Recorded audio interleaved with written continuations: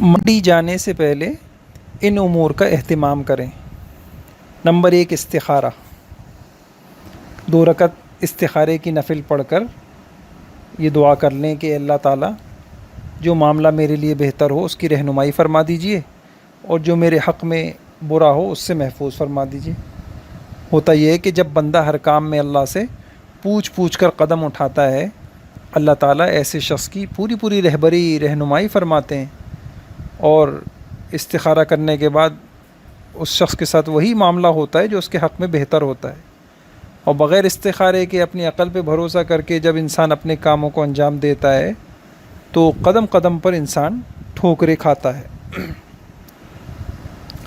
دوسرے نمبر پر صلاۃ الحاجت ہم کا اہتمام کر لیں۔ 2 رکعت صلاۃ الحاجت پڑھ لیں، اللہ پاک سے آسانی مانگ لیں۔ اس کے بعد اللہ سے دنیا آخرت کے بارے میں انشاءاللہ مانگ لیں۔ جو مانگا جاتا ہے وہ قبول ہوتا ہے۔ اور حدیث میں یوں بھی آتا ہے، گھر سے نکلنے سے پہلے 2 رکعت کا پڑھنا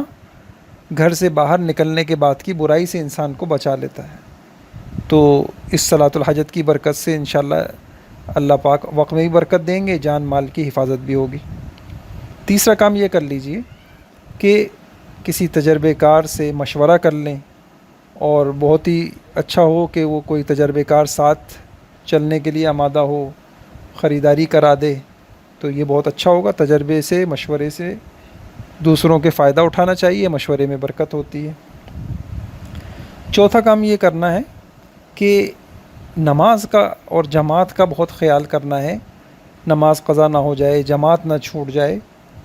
جب ہم قربانی اس لیے کر رہے ہیں کہ اللہ ہم سے راضی ہو جائے، تو کتنی عجیب بات ہے کہ ایک عمل قربانی تو اللہ کو راضی کرنے کے لیے کریں، اور اسی وقت اس سے بڑا عمل جو نماز ہے اس کو چھوڑ کر ہم اللہ کو ناراض کر دیں۔ لہٰذا منڈی میں بھی نماز کی طرف دھیان لگا رہے کہ کہیں میری جماعت کی نماز نہ نکل جائے۔ یہ نہیں کہ گھر جا کر انفرادی نمازیں پڑھ لیں گے، ایسا نہ ہو۔ اور اگلا کام عمل یہ ہے کہ نیت کی درستگی، یہ بہت ضروری ہے۔ تو نیت ہماری صحیح ہو۔ انسان اگر کوئی نیک عمل بھی جو اللہ کے لیے کرنا چاہیے مخلوق کے لیے کرتا ہے، تو قیامت میں اللہ تعالیٰ کہیں گے جاؤ اسی سے اجر لے لو۔ تو اب کن نیتوں سے بچنا ہے، کیا نیتیں کرنی ہیں؟ لہذا نیت درست ہو۔ پہلی بات تو یہ ہے کہ مقابلے بازی کی، نام نمود، دکھلاوے کی نیت نہ ہو کہ جی مہنگا سے مہنگا، اچھے سے اچھا اور تگڑا جانور اس لیے لا رہے ہیں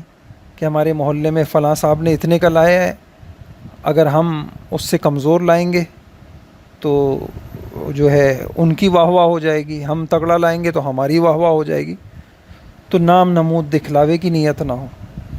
اور اس کے ساتھ ساتھ یہ بھی نہ ہو کہ حیثیت ہے اللہ پاک نے دی ہے، بس بخل کی وجہ سے جو ہے انسان سستے سے سستے میں نمٹانا چاہ رہا ہے کہ جی ہلکا ہی جانور لے لیں، ایسا بھی نہ ہو۔ انسان اپنی خواہشات، موبائل، گاڑی پر خوب خرچ کرتا ہے، تو اللہ تعالیٰ کا جو یہ حکم ہے قربانی کا، اس میں بھی خوب جو ہے جذبے کے ساتھ انسان خرچ کرے۔ اور اسی طریقے سے یوں بھی ہو کہ طبیعت میں بوجھ نہ ہو، خوش دلی کے ساتھ، طبیعت میں بشاشت کے ساتھ آدمی جو ہے یہ قربانی میں پیسہ لگائے۔ جانور خریدنے کے لیے جب رقم نکالیں تو خوش دلی، طبیعت میں بشاشت، جوش محبت ہو کہ جی اللہ کا دیا ہوا مال تھا اور اللہ کے حکم پر خرچ کرنے کا وقت آ گیا ہے، میں اللہ کی کا مال اللہ کے حکم پہ خرچ کروں گا، اللہ تعالیٰ مجھ سے راضی ہوں گے، اور راضی ہو کے اللہ دنیا میں بھی دیں گے، آخرت میں بھی دیں گے۔ پھر ایسا بھی نہ ہو کہ انسان بعض اوقات مقروض ہیں، قربانی واجب نہیں ہے، بس شرمندگی سے بچنے کے لیے کہ لوگ کیا کہیں گے جی ان کی یہاں قربانی نہیں ہوئی، تو ایسا بھی نہ ہو۔ قرضے کی ادائیگی کی تو فکر نہیں، اور جو ہے نفلی قربانی انسان کر رہا ہے، ایسا بھی نہ ہو۔ پھر یہ مسئلہ بھی ذہن میں ہو کہ قربانی صحیح ہونے کے لیے قربانی کا ثواب یا واجب ادا کرنے کی نیت سے جانور خریدنا یا ذبح کرتے وقت اس نیت کا خیال کرنا ضروری ہوتا ہے۔ یعنی یا تو قربانی خریدتے وقت نیت کر لیں، واجب ادا کرنے کی یا جانور ذبح کرتے وقت خریدتے، ان دونوں وقتوں میں سے کسی ایک وقت نیت ہونا ضروری ہوتا ہے۔ اگر دونوں میں سے کسی ایک جگہ بھی نیت نہیں کی، نہ خریدتے وقت نہ ذبح کرتے وقت، تو وہ قربانی صحیح نہیں ہوگی۔ اس کے ساتھ ساتھ اس بات کا بھی اہتمام کر لیا جائے کہ صراحتاً اجازت لینے کا اہتمام کر لیں، یعنی اگر ہم کسی دوسرے شخص، بیوی ہے، بہن ہے اور والدہ ہیں، والد ہیں، ان کی طرف سے واجب قربانی کر رہے ہیں اور اپنی رقم سے ہم کر رہے ہیں، تو ان سے اجازت لے لینا چاہیے، اور اجازت لے لینا ضروری ہے۔ اجازت کے بغیر قربانی درست نہیں ہوگی، لہٰذا بہتر یہ ہے کہ ان کو بتا دیں کہ جی میں آپ کی طرف سے حصہ یا جانور لینے جا رہا ہوں، اور یا جانور لانے کے بعد بتا دیں۔ البتہ علماء نے یہ بات لکھی ہے، اگر کسی جگہ یہ رواج ہے کہ وہاں شوہر اپنی بیوی یا باپ اپنی بالغ اولاد کی طرف سے قربانی کرتا ہے، اور بیوی کو بھی پتہ ہے یہ بات، اولاد کو بھی معلوم ہے، تو عرف اور رواج کی وجہ سے ان کی طرف سے واجب قربانی ادا ہو جائے گی، اس وقت صراحتاً اجازت لینا ضروری نہیں ہوگا۔ اور جہاں یہ عرف نہ ہو تو وہاں واجب قربانی کے لیے صریح صاف طور پر اجازت لینا ضروری ہے، ورنہ اس شخص کی قربانی نہیں ہوگی۔ پھر اس بات کا بھی اہتمام کیا جائے کہ قربانی کے اندر یہ اللہ کا حکم ہے، ویسے تو اپنی ساری ضروریات، کھانے پینے، سواری میں، مکان میں، ہر چیز میں حلال مال ہونا چاہیے، لیکن جب مال قربانی جیسی اہم عبادت میں اللہ کے لیے لگایا جا رہا ہے تو اس مال کا حلال ہونا بہت ضروری ہے، کیونکہ حدیث میں آتا ہے اللہ پاک ہیں اور پاک مال ہی کو قبول فرماتے ہیں، اور ہمیں پاک مال ہی سے خرچ کرنے کا حکم ہے، حرام سے کوئی صدقہ اللہ قبول نہیں کرتے۔ تو اس بات کا بھی اہتمام کیا جائے کہ جی جو جانور خریدا جائے وہ مال حلال سے۔ پھر پہلے سے جانور پالنا، چونکہ قربانی کے جانور کو چند روز پہلے سے پالنا افضل ہے تاکہ اس سے محبت ہو جائے، اس سے انس ہو جائے۔ پھر انسان جب اپنے مانوس اور محبوب جانور کو قربان کرے گا تو دل پہ ایک بوجھ ہوگا، قربانی ہوگی تو یہ زیادہ ثواب ہوگا۔ اس لیے ثواب حاصل کرنے کے لیے چند دن پہلے ہی سے جانور خرید لیا جائے، صرف اس نیت سے کہ جی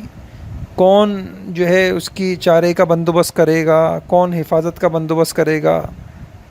تو آخر میں ہی لے آئیں گے، یا اس نیت سے اجتماعی قربانی میں حصہ لے لینا کہ منڈی کے چکر کون لگائے، کون جانور کی دیکھ بھال صفائی ستھرائی کرے، کون قصائی کے بندوبست بکھیڑے میں برداشت کرے، تو یہ بڑی محرومی کی بات ہے۔ یہ ساری چیزیں قربانی کے اجر میں لکھی جا رہی ہیں، منڈی جانا، وہاں جانا، اور اس میں اگر کوئی کچھ انسان کو مشقت آ رہی ہے اس کو برداشت کرنا، اس سب پر انسان کو اجر ملتا ہے، یہ بھی قربانی ہی کا حصہ ہے۔ پھر قربانی سے منڈی جانے سے پہلے اس بات کا بھی اہتمام کیا جائے کہ قربانی کے جو مسائل ہیں ان کو سیکھ لیا جائے، موٹے موٹے مسائل خرید و فروخت کے انسان کو معلوم ہوں، جانور سے متعلق کون سی جانور کی قربانی صحیح ہے، کون سی جانور کی قربانی صحیح نہیں ہے، اور کیسے خریدنا چاہیے، اور یہ سارے موٹے موٹے مسائل انسان کو پہلے سے پتہ ہوں اور سیکھے ہوئے ہوں۔ علماء نے لکھا ہے جو چیز فرض اس کا سیکھنا بھی فرض ہوتا ہے، جو چیز انسان پر واجب ہو اس کے مسائل کا سیکھنا بھی انسان پہ واجب ہو۔ پھر اسی طریقے سے حفاظتی دعاؤں کا اہتمام، اس کا بھی اہتمام کر لیا جائے کہ گھر سے نکلنے سے پہلے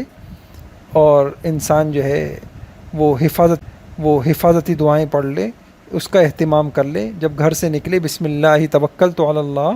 لا حول ولا قوت الا باللہ پڑھ لے، آیت الکرسی پڑھ لے،